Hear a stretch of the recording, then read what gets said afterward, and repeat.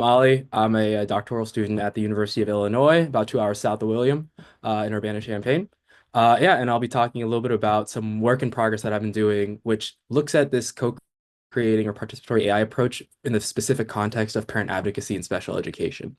So I know we're an international audience, so just a little bit of context about special ed in the United States. Um, in 2023, about 15% of U.S. public school students, K through 12, receive some kind of accommodation related to a disability like autism, dyslexia, ADHD, etc., under the Individuals with Disability Education Act, or IDEA. And some common accommodations include things like oral exams, quiet rooms, basically things designed to help accommodate students' disabilities. And these accommodations are formalized in what are known as IEP meetings, which or individual education plans.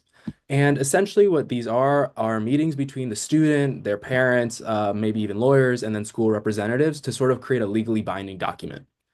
And at the center of all of this process is sort of parent involvement. So parent advocacy effectiveness is actually has been shown to be pretty correlate linked to the accommodations, that whether it's the number of, the style, and the quality of accommodations that a child receives. So more involved and more effective parent advocacy is sort of an important component of this. But there are kind of a lot of issues in the way that the current process is sort of set up.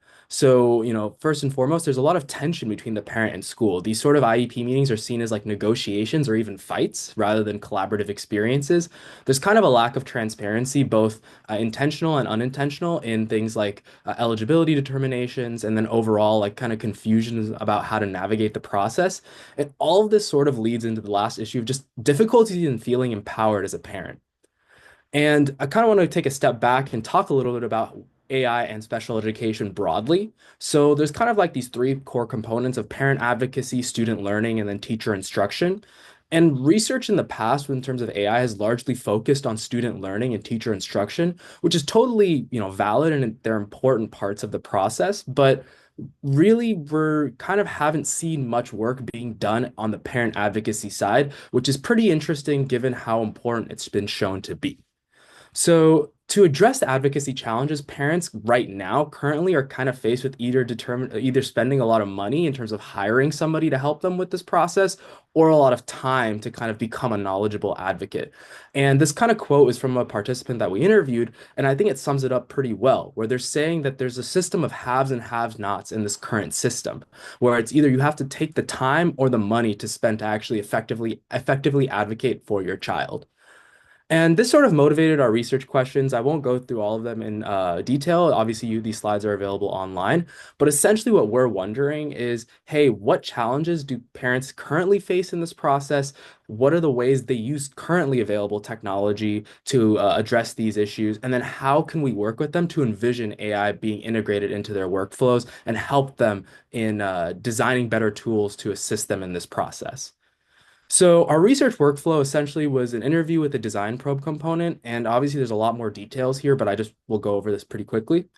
So first off, the existing technology landscape that we found parents used was pretty simple. It was either, they used online resources like State Board of Education websites, Google. They used social media groups like Facebook groups for emotional support. And then to a very, very, very limited extent, we found a little bit of ChatGPT or generative AI usage, but not much. I want to stress that parents often weren't really even aware of things like these tools, which I think is in line with existing research that shows that after a certain age, there's a little bit less awareness in the broader population of these sorts of tools. And some of the limitations of these existing technologies was that we found that there's like kind of like a lack of actionable insights. They're not really personalized beyond the disability that the child has. That's something that a lot of people talked quite a bit about, where they essentially said that, oh, if you tell somebody or if you tell a resource that my child has dyslexia, they essentially say, okay, one size fits all.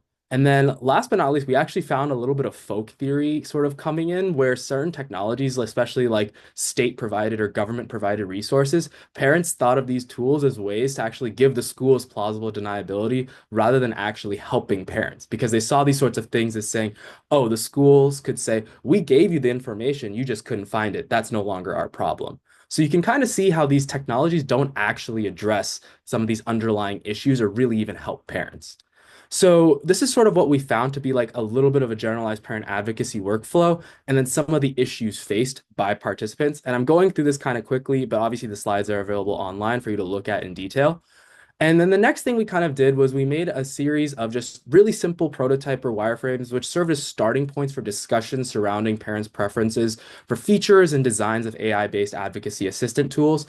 We struggled a lot with this process with respect to working with both special education researchers and UX designers and UX researchers to kind of achieve this balancing act between things that were detailed enough to not put a lot of cognitive load in sort of the imagination of parents while also giving them, not kind of priming them down a certain path when discussing design tools.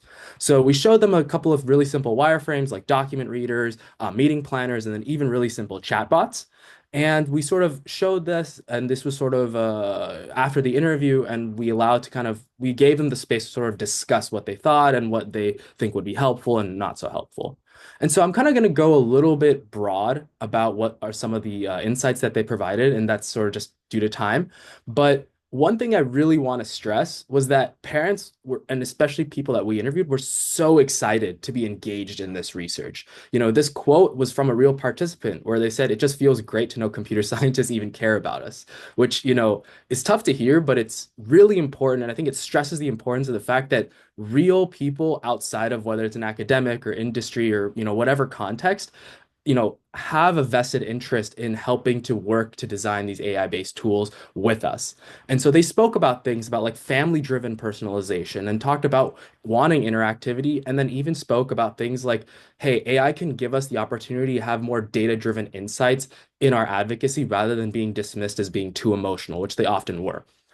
And so, yeah, these are some of the design features and where they are in the workflow in terms of where they could be integrated. Again, I'll go quick because for time.